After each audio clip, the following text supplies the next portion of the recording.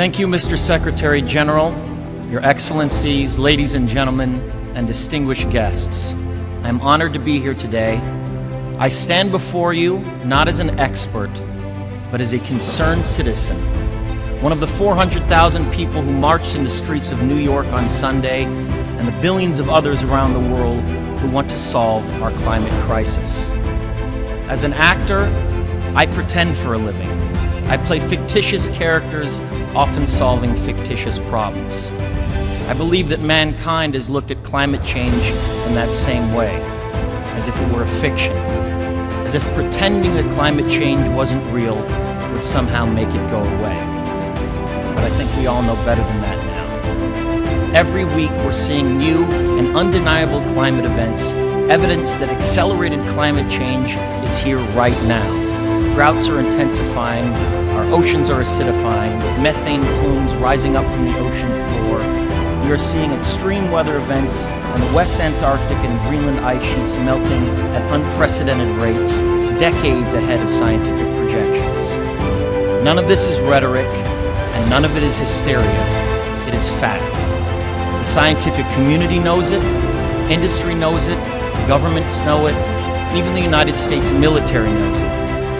The Chief of the U.S. Navy's Pacific Command, Admiral Samuel Locklear, recently said that climate change is our single greatest security threat. My friends, this body, perhaps more than any other gathering in human history, now faces this difficult but achievable task.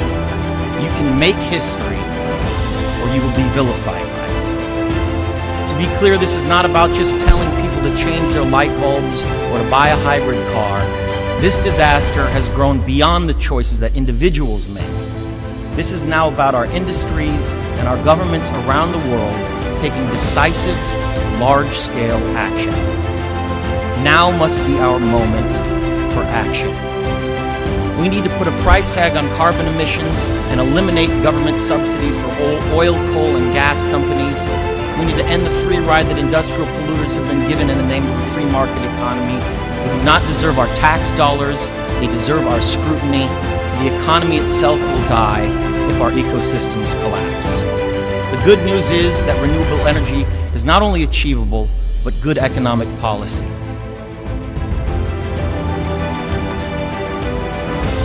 This is not a partisan debate, it is a human one. Clean air and a livable climate are inalienable human rights. And solving this crisis is not a question of politics, it is a question of our own survival. This is the most urgent of times and the most urgent of messages.